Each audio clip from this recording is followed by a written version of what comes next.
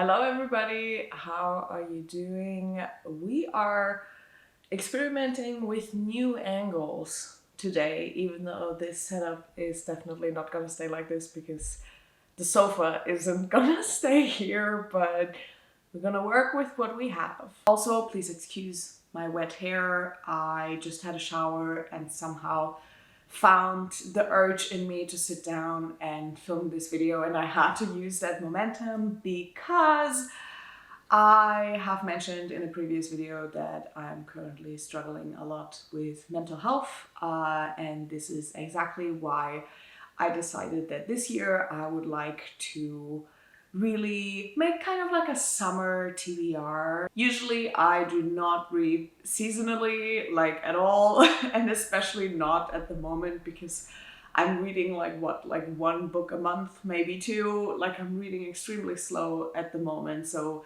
it kind of doesn't make sense to make like ambitious TBRs because I'm not gonna read these books anyway. However, now that we have moved into the house and I really hope things are gonna slow down a little bit and I hope I can enjoy, the summer a little bit, or, like have actual weekends for once, maybe I can finally read more again like I used to.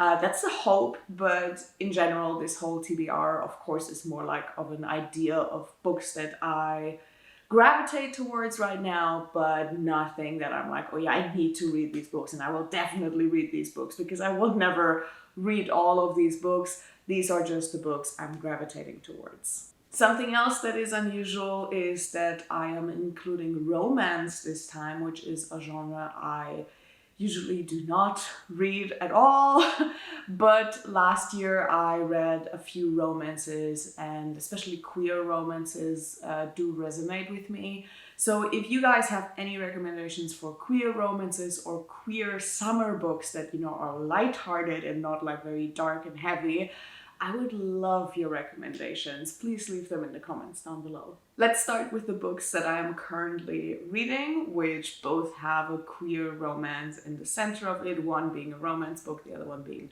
a fantasy book with a heavily featured queer sapphic romance, which is very fitting because as I'm filming this, it is still June, which means it's Pride Month, which is amazing. Happy Pride, everybody. It just fits very well. I'm sorry you will probably only see this in July because, as per usual, I'm behind on my editing game.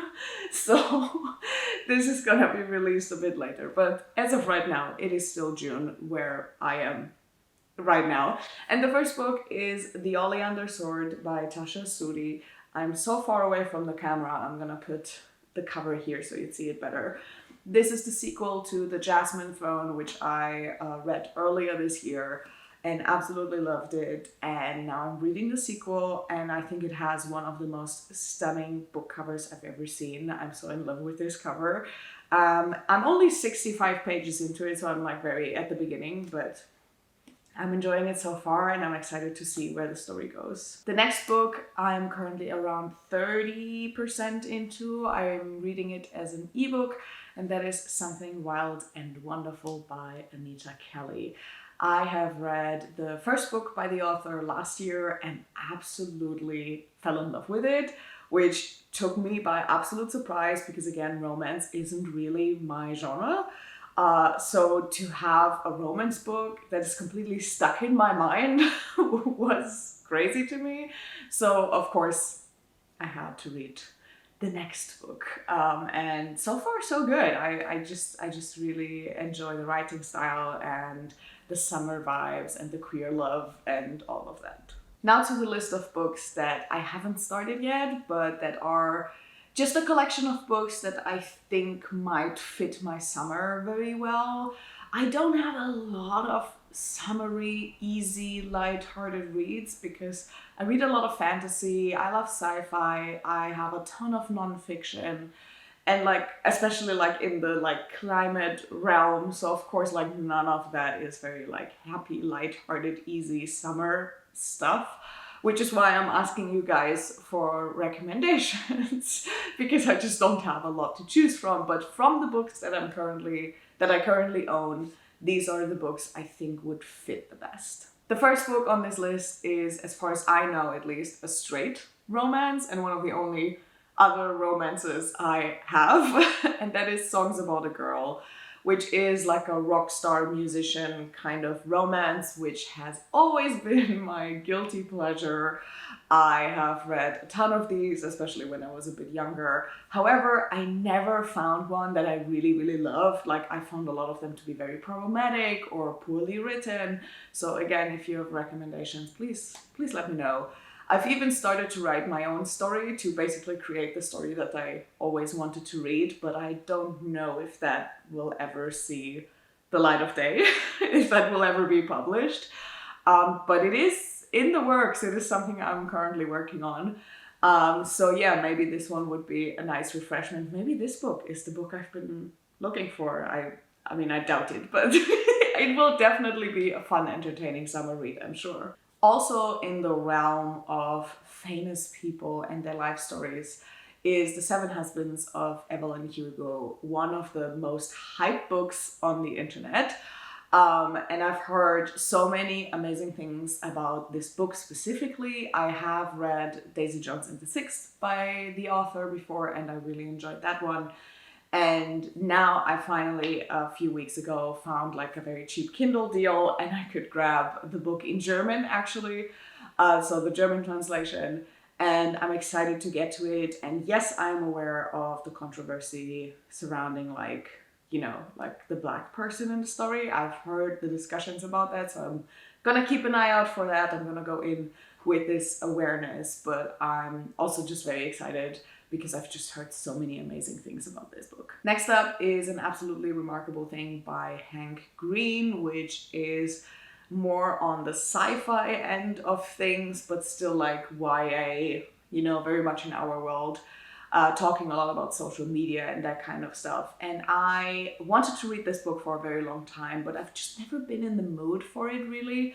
But I think now might finally be the time. Like, I've just not been in the mood for kind of like a YA sci-fi in a long time. But I think this summer this might change, especially because Hank Green also as a person has been on my mind a lot since the cancer announcement. And since I'm just a stranger on the other side of the world on the internet, that like he doesn't know that I exist and he's a stranger on the internet as well, I think the best way to support is by supporting their creations, and one way to do that is by buying and reading and rating their books. The next book is from a genre that, just like romance, I don't really pick up usually, and that is literary historical fiction. I rarely ever read this genre, but maybe that's exactly what I need right now. Just a little bit of, you know, fresh wind, new things, trying new things, to, you know, tickle that brain up there to feel a bit better and for the summer vibes, who knows. The book is called The House by the River, and this book is set in Greece and follows a mother and her daughters and the whole concept of home. Like, the mother knows she cannot keep her daughters at home forever, like they have to go out into the world and live their own lives.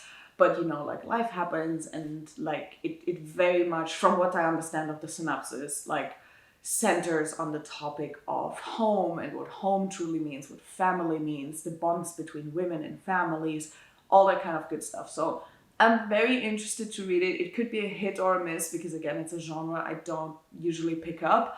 But if I have the time or if I feel the itch, I will definitely pick this up. It is definitely on my list. All the now following books are falling into the category of nonfiction. As I mentioned earlier, I love nonfiction. I read a ton of it. But of course, nonfiction is not always very lighthearted or fast-paced or leaves you with like a feeling of joy or something that you, I don't know, want to read with your feet in the water and your face in the sun, you know?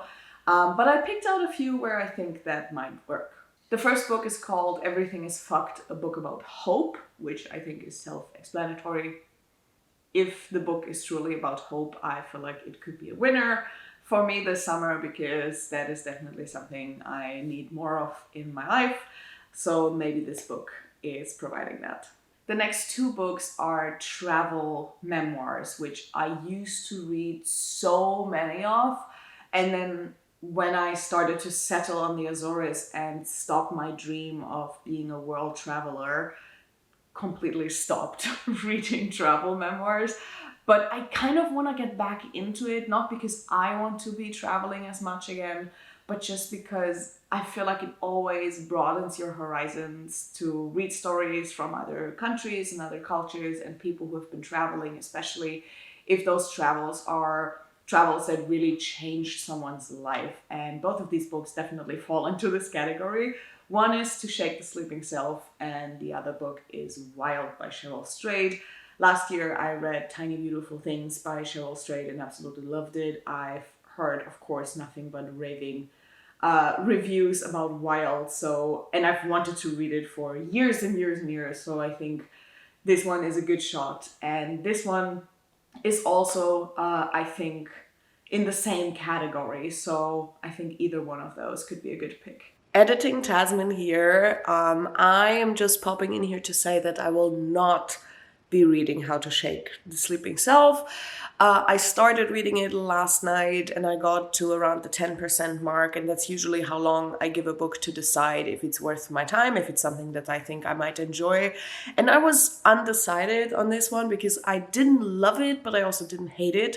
So what I did was I went online and I looked at reviews to help me decide if I wanted to continue reading.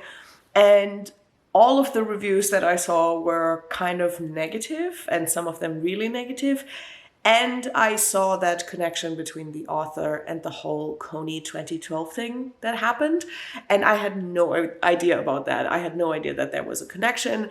So I decided I will not read this book. Like, I DNF'd it and I want to scrap it officially from my TBR, but I didn't want to refilm the entire video. So yeah, I will not be reading How to Shake the Sleeping Self. And then the last three books that I found on my stack that I think could work quite well this summer for me are three self-help books. The first one is called Welcome Home, and it promises to be a book that kind of like guides your soul home or helps you to find home within yourself, which again is a topic that has been in my life very consistently for many years. If you watch the My Story videos and that kind of stuff, it's been a big topic. And now with this house moving in and all of that kind of stuff, it's really just a big topic in my life. It's funny because it has a very similar title to one of my own books, but this one is talking about death and not about home, like at all. Well, depends how you interpret home, I guess, but this is a book about like death and, you know, life, being alive, what it truly means to be alive. Anyway, this shameless plug for my own book. Anyway, so this one, maybe it is what I need right now. I'm not sure. Let's see. But it is on my list, and if I feel drawn to it, I will pick it up. The next one is called Letting Go, Finding the Path to Surrender. Very similar vibe. I think I don't need to explain much about this. Self-help book about letting go. And lastly, How to Do the Work. I feel like this could be a crucial book for me. I just don't know if I'm ready for like a deeply transformative book right now, because I've just finished The Body Keeps the Score by Bessel van der Kolk, which is a book about trauma that has been very intense for me. Like, the reading experience was really intense and it is definitely life-changing, but I still need some time to process all of that information and everything it did with my head. And I'm not sure if I'm ready for this book yet, but at the same time, I feel like right now is the best time for me to read this book because I'm in such a transformative state. Like, I'm just coming out of 1.5 years of house chaos, basically, and not having a home, living out of boxes while building a house, and just it's just been a lot that's been going on in my life, and everything has been so chaotic, and I just need to break certain habits now, and I need to find new routines that work for this new chapter in my life that is beginning right now. So I think this book might be great for that. But then again, just thinking about this makes me feel tired because again, I'm so burnt out. So let's see, maybe towards the end of the summer, this could be a good pick. So this is my summer TBR. I hope my reading plans are going a bit more smoothly than my whole 2023 TBR list, because I've read a total of 1 book from that list. If you haven't seen it, I'm gonna leave it linked above and below. And yeah, I haven't read anything else but that 1 book, which is right here. It's this mammoth that I've talked about before. This is the only book from that list that I have read. And nothing else. And I don't feel drawn to any of those books on those lists as of right now. So it's going great. But again, this TBR is not set in stone. None of my TBRs ever are, because I've learned the hard way that very strict TBRs just don't really work for me. Reading is something that is supposed to give you joy.